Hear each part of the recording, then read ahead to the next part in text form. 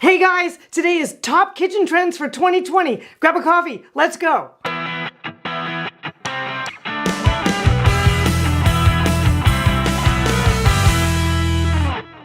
Let's get into it. Number one thing, backsplashes in stone. And what it means is that the material that you're using on your countertop also travels up your backsplash. If you've got some coin to spend, you can run it all the way up to the ceiling. I've seen that done a couple of places. What ends up happening is it makes the backsplash a super important detail. They actually have two trends that we're going to be talking about today going on with it.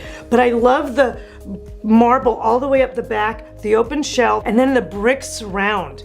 That is just gorgeous. But if you don't have that kind of detail going on, it's still a really good look. Take a look at this one with the wood cabinets down in front and then the hood is up and then the backsplash is just running along underneath and it's in that really sexy black and white marble. Or this picture, which I love, this is actually a project I'm finishing up right now, and we've done the same detail again, where we're running the stone up the backsplash, and you can do this as well. It's really a simple detail. And if you're renting, don't feel left out. If you saw this video on how to decorate for a rental, I talk about where you can get stickers that you can use for a backsplash that look just like stone. They're beautiful. So the second thing that's really kind of happening hard this year, and we're gonna see all of these trends for a while, is a pop of color in kind of an unexpected way. And a fun new development is some of these appliances like ranges that are coming out in like this cobalt blue or like a lime green, or I love this one that's kind of like a baby blue, and they mixed in this really sweet yellow with it. So it's an interesting, unexpected element. Now, the key is though, you don't want to overdo this or you kill it really quickly. One thing to think about is that if you're weighing buying a cobalt blue range for $10,000 or painting your island is going to be a less expensive decision, and you can change it up in a couple of years when you're ready. So, good thing to consider, it's definitely on trend. Third element is so hot right now, and it's open shelving. Now, let's get real. Open shelving is great, and it really looks hot. Look at this picture, I love this. But you know what? They haven't moved in yet, I happen to know. It looks fabulous when it's empty, but the reality of it is, life is messy. And so unless you can guarantee that you're so OCD that you are going to have those shelves clean, attractive, and looking like a retail store all the time, forget it. It's beautiful and I love them. But these pictures that you're seeing, they've had crews of people for hours setting that up and making that just right. So the deal with this trend is, unless you're gonna guarantee that you're gonna have a crew running around and fixing those shelves for you every day, skip it. Okay, so the next one on the list is the dark or black palette kitchen. Now, I know you guys have seen this. It's a major trend that just kind of hit this year. So we're gonna see it for a while. And you know my opinion on black countertops. So let's just talk about how you can get this kitchen in a way that makes it work and work for you. For instance, there's a couple of rules you want to really make sure that you abide by with this one. You want to keep your floor surface really light. Don't care if it's wood or tile, doesn't matter, just needs to be super light. And then I would opt, like you see in this picture, for a lighter or a medium tone countertop. And then you can just go to town on the rest of the black finishes. But the last rule is, baby, you gotta light that sucker up. I mean, LED strips everywhere you can put them. Work surface under cabinet lighting. A lot of good 3000 Kelvin ambient lighting. Good pendant lights that don't just shine down.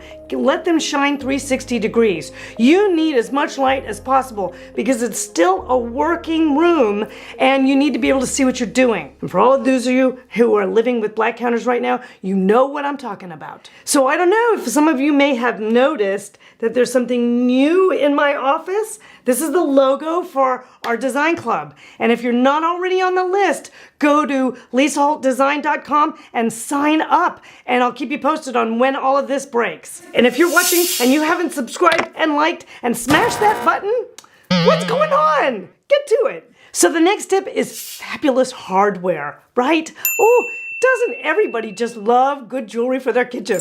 Now, I don't care whether you're a minimalist or super traditional or anywhere in between, this is always a good solution for you. And there's so many great resources out there like Etsy and Rejuvenation and West Elm, Top Knob. There's a bunch of them out there that are online. And if there's one that you love in particular that I haven't mentioned, please be sure to share it. The next big trend is wood cabinets, but they're back in a totally different way. These are wood cabinets done with newer woods, fresher woods, lighter woods, things like rift cut white oak, straight grain alder, maple, really pretty light fronts. I mean, take a look at these pictures. I love this one with the straight grain oak and the beautiful simple backsplash that looks like concrete. That's a beautiful one. And when they're light like that, what they help to do is make the kitchen feel expansive, which is really nice. And here's the hack. You're gonna go out and DIY it. You're going to strip those cabinets and then whitewash them a little bit. Look how beautiful, look at a big difference it makes. Then your secret weapon, add some fabulous new hardware and voila, you have a great new kitchen. Next up, sexy sinks. They are so cool right now. They've got all kinds of super functional features like slide across built-in chopping boards, and the whole bowl can now be sound absorbent so that it doesn't make as much noise. They've got lower dividers, drain boards on the sides that are integrated so that they look amazing. Unexpected finishes, so they're really coming out with all these great groovy sinks. And so now the heart of the kitchen is really something sort of sexy. It's amazing. So these are a must-have if you are renovating your kitchen. So I love this trend. More islands, even more, 2 at least if you can do it. And being creative about islands. You've got to like think about it in a way that makes the space work. And do you need to go high-low on it? Do you need to split it up into 2? I love this picture. This is so clever of them dividing it up in 2, and then they added that extra layer of like a natural wood on the top, which becomes the dining surface. That's so clever and creative. I love that. So all of you guys out there that have great rooms, start thinking about the idea that you could maybe incorporate some new island action to sort of make that great room feel like it flows better. And I just think these are beautiful. Next up is about up.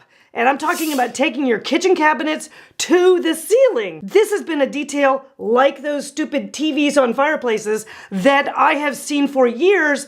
And it's basically because builder standard cabinets stop below the ceiling because it's cheaper, right? But it's such a waste of space, and you have all this weird stuff hanging up at the top. I don't even know what goes on up there. It's scary. When you're replanning your kitchen, what you want to do is make sure that those cabinets go all the way up. Yes, I know you have to get up on a stool to get the stuff up there, but how many times a year do you have to get out your holiday plates? Put them up there. It's fine. And I really love these details where they take them to the ceiling and then they put glass in them and light them. And so then they become a display. And don't worry about the crowd of people that you need to have styling it every day, because you're only going to access it twice a year. Take a look at this other shot where the wood front of the cabinet door goes all the way up, and see how that makes the room lift up, feel more spacious, feel more light, feel more engaging and luxurious. That's what you want to end up with. Even if you don't store anything in them, take your cabinets up there for sure. And also add lighting up there so that you've got the lit option in case you want to go to glass later. Now this is one of my favorites, which is range hoods. Put it on a party dress. We've been seeing these stainless ones dropping down for years, or we've been hiding them behind faux front cabinets, and that's all fine, but they're a new important feature and they get to look like it. So now we're seeing all of these super great accentuated materials, things like shiplap and steel. I love steel. Now I've done a few clad in the same stone as the countertops. You can do them in plaster, which is super nice and minimal and not even very expensive. Oh, I love this one that's wrapped in linear wood, which is great. And to die over is this one in the brass 3 thick bands, and the rest of that kitchen is white. That is hot. Anyway, so treating your hoods in a whole new precious kind of way is very on trend and it's super fresh. So here's a few resources to help you get that look you're looking for. If you're looking for wood, try semi-handmade, your local cabinet shop, or for you DIYers to check out how you can whitewash cabinets. It's all right there on YouTube. On hardware, you want to go looking at Etsy, Rejuvenation, West Elm, Top Knobs. There's a bunch of them down there. We'll link a bunch of them down below. And if you're looking for a sexy sink, be sure and check out Ferguson.com or Build.com, who both carry a wide range of really good looking sinks and plumbing fixtures and things like that that you're gonna need to kind of get this look. And be sure to like and subscribe, and I'm gonna see you guys next week.